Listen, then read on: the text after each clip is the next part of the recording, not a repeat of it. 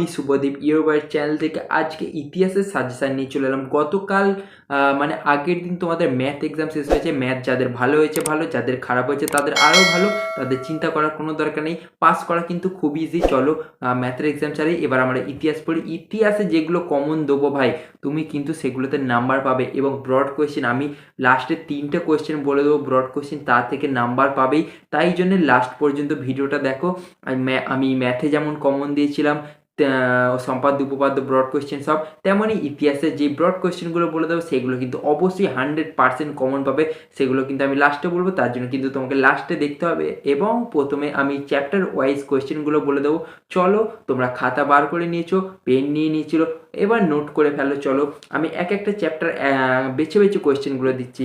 দেখো আমার এই খাতাতে কিন্তু কোয়েশ্চেনগুলো সব লেখা রয়েছে, এখানে কিন্তু তোমাদের 90 মার্ক পেয়ে যাবে। ওকে, চলো 1 নম্বর চ্যাপ্টার থেকে কোশ্চেনগুলো লিখে নাও। দেখো, নারীর ইতিহাস, 70 বছরের আত্মজীবন, ইন্টারনেটের সুবিধা অসুবিধা। ওকে।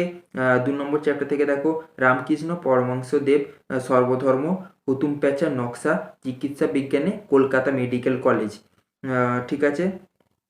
রাধাকান্ত দেবের ভূমিকা শিক্ষায়, উচ্চশিক্ষায় কলকাতা বিশ্ববিদ্যালয়ের ভূমিকা, নারী শিক্ষায় বিদ্যাসাগরের অবদান, নবজাগরণ। ঠিক আছে। 3 নম্বর চ্যাপ্টার থেকে লিখে নাও প্রশ্নগুলো। অরণ্য আইন, সাঁওতাল বিদ্রোহ, তিতুমির বিদ্রোহ, ফরাজি আন্দোলন, নীল বিদ্রোহতে শিক্ষিত সমাজের ভূমিকা। ভেরি ভেরি ইম্পর্টেন্ট কিন্তু এই কোয়েশ্চেনটা। ওয়াদি আন্দোলন। 3 নম্বর মিটে গেল। 4 নম্বর চ্যাপ্টারগুলো লিখে নাও। হিন্দু মেলা, আনন্দমঠ, মহারানী ঘোষণাপত্র, ভারত ছাড়ো।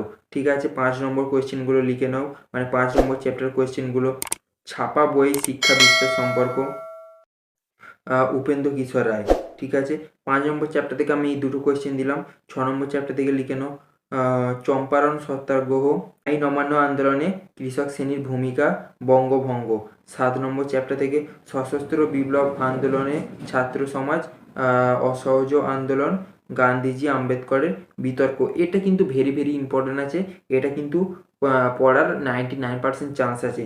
এবার 8 নম্বর চ্যাপ্টার থেকে যে কোয়েশ্চেনগুলো বলবো, এ থেকে কিন্তু দুটো পড়ার খুব ইম্পর্টেন্ট চান্স আছে, এগুলো কিন্তু লিখে নাও, ভালোভাবে কিন্তু পড়বে। ঠিক আছে।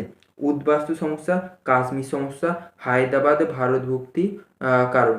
ঠিক আছে। হায়দ্রাবাদ ভারতভুক্তি কারণ, আর উদ্বাস্তু সমস্যা বললাম, আর কাশ্মীর সমস্যা। এটা কিন্তু পড়ার ভাই চান্স 99%। আমি তোমাকে যেগুলো বললাম আশা করছি ভালোভাবে তোমরা লিখে নিয়েছো। এগুলো পড়ো। তোমাদের আর কোনো অসুবিধা থাকলে, আর কোনো সাজেশান থাকলে বা যে কোনো ইনফরমেশান চাক, আমাকে কমেন্ট করো। আমি কিন্তু কমেন্টের মাধ্যমে সকলকে ধরে ধরে রিপ্লাই দেবো এবং সকলকে আলাদাভাবে আমি সাজেশান দিয়ে দেবো যদি কারো কোনো অসুবিধা থাকে। ওকে। যেই কোয়েশ্চেনগুলো বলেছি তোমরা সব কিছু লিখে নিয়েছো।